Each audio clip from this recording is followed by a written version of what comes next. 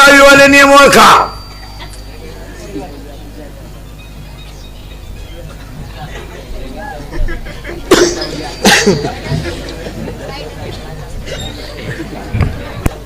ओळखा पटकन. उजव्या हाताचा नियम हा उजव्या हाताचा नियम आहे.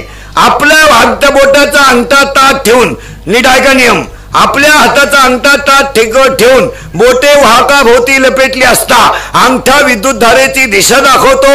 याला उजव्या हाताचा नियम असे म्हणतात. 3 मूलद्रव्ये चढत्या अनुक्रमाने मांडली असता मधल्या मूलद्रव्याचा अनुक्रमांक हा कडेच्या 2 मूलद्रव्यांचा सरासरी असतो इतका असतो. याला त्रिकाचा नियम म्हणतात. 8 मूलद्रव्ये चढत्या अनुक्रमाने मांडली असता पहिल्या मूलद्रव्याचे गुणधर्म हे 8व्या मूलद्रव्याच्या गुणधर्माबरोबर असतात. याला न्यूलँडचा अष्टकाचा नियम म्हणतात. 10वीला मी आहे का तुम्ही?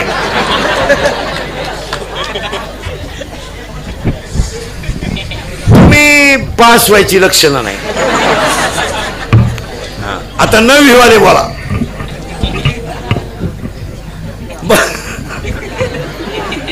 नवीला कोण कोण आहे बोला पटकन. पोरं पुरी. ए तू 9वीला आहे.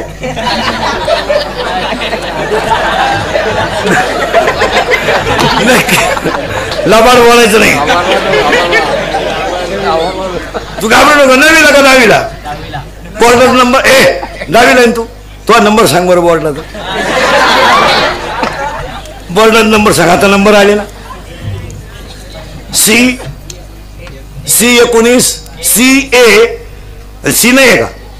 नाही. A 19 15 93. तुम्ही काय मला चुत्या समजत आहे का काय?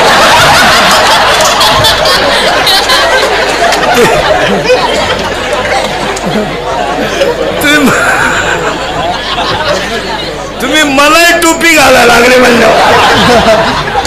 अरे मी सगळ्यांना टोप्या घालतो. बरोबर त्याचा नंबर CA 19. हा असे तुमचे CA चे नंबर असतील. तुम्हाला जिल्हा कोणता आहे? हा रायगड जिल्ह्याला. रायगड जिल्हा आहे तुम्हाला. CA असेल. हा बरोबर आहे. A हा आम्हाला N आहे.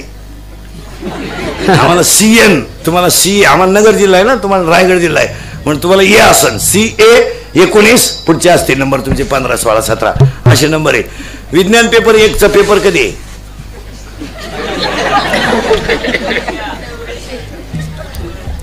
उद्या. ऐका विज्ञान पेपर 1 आहे 15/3 ला आणि विज्ञान पेपर 2 आहे 17/3 ला. आता टाइम टेबल आहे मीच सांगू का? तुम्ही नक्की करता काय रे वर्षभर? काय नाही महाराज पाया पडतो पोरांच्या आई बाप्पाच्या. एक खरं सांग का महाराज हे इंदुरीकडचं कीर्तन आहे. हे काल सत्य आज सत्य उद्या सत्य. माझं कीर्तन महाराज म्हणून कधी ऐकत जाऊ नका. माझं कीर्तन महाराज म्हणून कधी ऐकत जाऊ नका. महाराज उलथू द्या मरू दे तिकडं. महाराज कीर्तन संपलो का मरण. तुमचा मित्र म्हणून ऐका आणि तुमचा मुलगा म्हणून ऐका. ते आजही खरं आहे उद्याही खरं आहे. इथं गणपती तयार केला आपण. हा एकदंत आहे. आता हा कसा तयार झाला? एका मिनिटात बनवतो आणि पुढे जातो. याच्या बापाची मेली बायको. याच्या बापाची बायको म्हणजे याची कोण?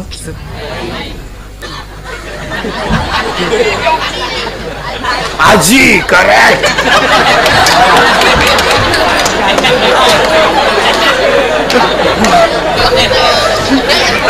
तू किती लायक? 10वीला आहे. बोल नका. 10वीला आहे तू. 10वीला आहे तू. आता बापाच्या बायको टिंब म्हणतात. काय म्हणणार? आई. करेक्ट. हा मग याच्या बापाची बायको मी म्हणले याची कोण मेली? ते आजीच म्हणते. ऐका आता. अरे थोडा घोटाळा आहे. टाइमपास न करू. घोटाळा आहे हा बाबा बनवून दाखवतो पटकन. याच्या बापाची मेली बायको म्हणजे शंकराची. पूर्वी बायकाला एक करायचे लोक. करायचे म्हणजे मिळतही होत्या. आता बायको ज्यांचे लग्न राहिलेत त्यांनी तो विषय जवळजवळ सोडून द्या. आणि पोरांनो तरुण पोरांनो पाया पडतो तुमच्या. आता 12वीच्या पोरांची परीक्षा 21 तारखेला पहिला पेपर, 10वीच्या पोरांची परीक्षा 1 मार्चला आहे, शेवट भूगोलिक अर्थशास्त्राचा पेपर 22 मार्चला आहे. पोरांनो 12वीचे पोरं 3 महिने मोकळे आहेत. 3 महिने मार्च, एप्रिल, मे आणि जून 3-3.5 महिने पोरं मोकळे. पोरांनो पाया पडतो तुमच्या, पहिला काळ राहिला नाही. मिळेल ते काम करा आणि पोट भरायला शिका. मिळेल ते काम करा पोरांनो. आता कामाला लाजू नका. गारगारी का कुल्फी का पावी का बटारी का रद्दी का शेळ्या पाळा, भंगार गोळा करा, लोकांच्या गाड्या पुसा, बूट पॉलिश करा, कुल्फी का काही करा, लोकांच्या कपड्याला इस्त्री मारा, पण पोरांनो आई बापाच्या माना खाली होणार नाही असं जगा. आणि पोरांनो काम करण्यात अजिबात लाजू नका. काही ह्या जगात काही खरं नाही. काय मत आहे तुमचं? तुम्हाला रुपया सुद्धा परीक्षा संपल्यावर कोणी देणार नाही. जरा माझटल्यावानी करू नका. जरा गाडी बायका सुद्धा मिळणार नाही तुम्हाला. बायका नोकरी तर नाहीच, पण आणि आता पोरांनो पहिले दिवस गेले. आता लोक पैशावाल्याला पुरी द्यायची, आता देत नाहीत. पूर्वी लोक म्हणायचे बा त्यांना 2 धाबेनी 1 GCP देऊन टाका पोर. आता लोक म्हणते GCP एक त्यांना. पोरग पित आहे का? मग GCP खड्डा घे आणि ती अवलाद गाडून टाक. काय करायचं? बायका देत नाहीत आता. आता इथून पुढं गारी इकणाऱ्याला लोक मुलगी देतील, भंगार गोळा करणाऱ्याला देतील, पण कोट्याधीश असला आणि बोंबलं धिंडत असेल तर त्याला मुलगी देणार नाही लोक.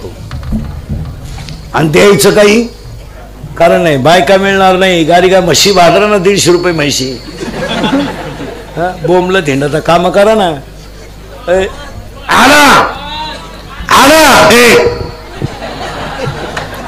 पोरांनो पाया सांगा. पोरांनो हा विनोद आहे का? बायको मिळणार नाही. 35-35 झालेत. काही रेंज गेली. रेंज गेली त्यांची. रेंज व्हायरस आला. व्हायरस. बायको नाही रे. बायको नाही आला. हे तिकडे आवाजाचं बघ रे काहीतरी. बायको नाही.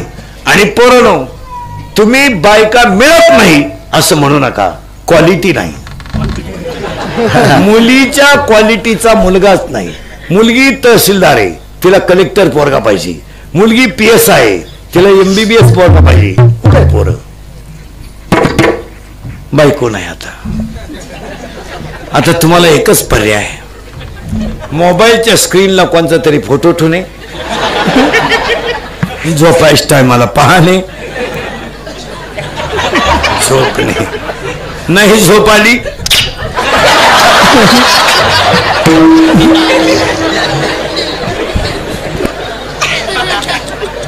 तरी झोप येत नाही. डबल. आणि दुसरा पर्याय मामाची मामीची पूजा करणे. बस. त्या मामाला मुलगी आहे का?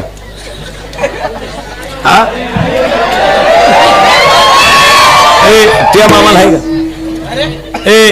त्या मामाला मुलगी आहे का? किती आहे? एक आहे. एक आहे. अरे एक आहे का 2 आहे? एकच आहे. तुला भाऊ जो जास्त प्रयत्न करेल तोच गड काबीज करेल. त्या मामाला आहे का रे? नाही. मी आला तू. त्या मामाला तू लहान. त्या मामाला मुलगी आहे का? मामाला मुलगी आहे तुझ्या? किती आहे? एक. आणि तुला भाऊ एकटाच आहे का तू? कल्याण. त्या मामाला नाही. नाही का? मामाचंच लगीन झालं नाही. मामाच मोकळा हिंड. अवघड नाही. आवाज येतोय आता. उगाच महाराजाची जिरवायची म्हणून कौतुक नका करू. आवाज येतोय सगळ्यांना. उगाच महाराजाचं माप काढायचं मग साधन नाही काय म्हणून असं काही करू नका. मी सगळ्या क्षेत्रातला पोटकिडा आहे.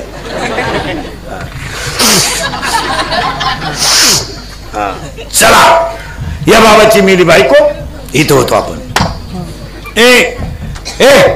तर हे काय रडलं बिडलं नाही, टीव्हीला पट्टी बिट्टी नाही, काय नाही काय नाही काय नाही. यानं भजन सुरू केलं रामाचं. कोणी? शंकरानं. शंकर भजनात गुंतल्यामुळं माणसं मारायची बंद झाली. आणि माणसं मारायची बंद झाल्यामुळं माणसं मारानं वरच्याने मिटिंग घेतली. इंद्र चंद्र हे वरलंय ना गाडदेव, वरलंय लफडेत महाराज. पण हे लफडे मी तुम्हाला सांगितले असते, पण अजून मी गेलो नाही. भगवान शंकराच्या कपाळावर चंद्र आहे, तो अमावस्येचा आहे का पौर्णिमेचा आहे?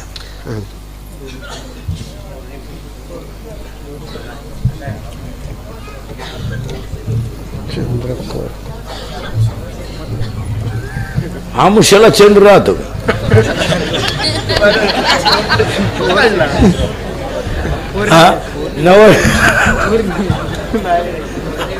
आता नीट ऐका. शंकर नवरदेव झाले. नवरदेव सजवायचा ठरला, पण कसा ठरला आता लग्न सांगतो 1 मिनिटात. ब्रह्मदेवानंद विष्णूनंद त्यांनी घेतली मीटिंग. हे म्हणले शंकराला करून द्यायची बायको. हे खाली आले, शंकराला हलवलं. शंकर म्हणले बोला. हे म्हणले आपलं काय म्हणणं नाही, यांच्या संग आलोय, तुम्ही उघडा डोळे, आमचा होईल कार्यक्रम, हातानं झटी नको, तुम्ही बायको करा. म्हणजे मग भजनाच्या बायकोच्या नादानं तुम्ही भजन इसराल. भजन इसलं म्हणजे माणसं मरतील, आणि बायको केल्यावर माणूस बिघडतो. शंकर म्हणले मी बायको करायला नाही म्हणलो कवा, पण मला बायको द्यायला उठलाय कोण? तर महिला मंडळ त्यासाठी एक वाक्य. पार्वतीनं वाळलेल्या रुईची पानं खाली होती 3 वर्ष आणि हरताळका केली होती. आणि पार्वतीला असं वरदान होतं का कोणाच्याही कुळात जन्माला आली तरी नवरा भगवान शंकरच.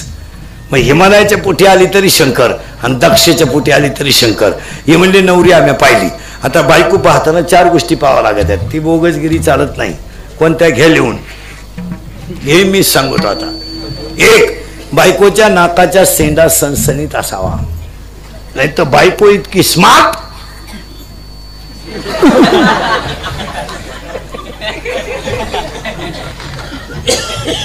एकानं बायकोला नथ केली, नथ नागपुडीत उचकार, त्यानं दामन तापावला, नागपुडीत घातली.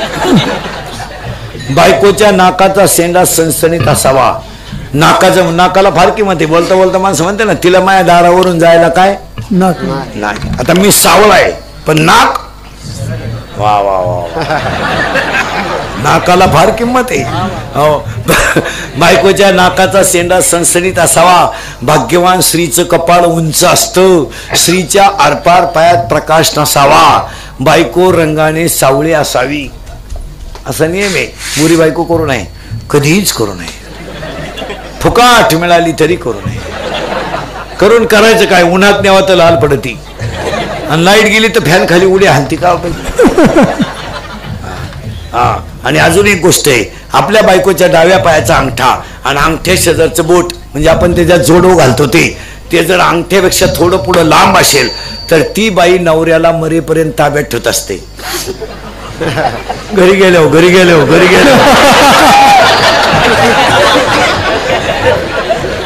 तुम्ही लगेच पाय ऐका. आता बायकोच्या नाकात शंकर नवरदेव झाले. आता नवरदेव सजवायचा पहा कसा. नवरदेव सजवला, पण नवरदेव शिवजी आहे. सजवला कसा ऐका. शंकराच्या अंगाला चोळलं भस्म. भस्म का चोळलं तर शंकर जगाला सांगत होते, राजाओ, एक दिवस प्रत्येक जीवाचं भस्म होणार आहे. आणि मग शंकर नवरदेव झाले, त्याला सजवलं, भस्म लावला अंगाला. बिचारा अंगाला भस्म लावला, पण त्याच्या डोक्यावर जो चंद्र काढला तो अर्धा चंद्र होता. आणि अर्धा चंद्र का होता? निडाय का. शंकराच्या कपाळावर अर्धा चंद्र का होता? तर तो चंद्र अमावस्येचा नव्हता, तो चंद्र पौर्णिमेचा नव्हता, तो चंद्र चतुर्थीचा होता. आणि चतुर्थीचा चंद्र का होता? तर तो चंद्र अर्धा आहे.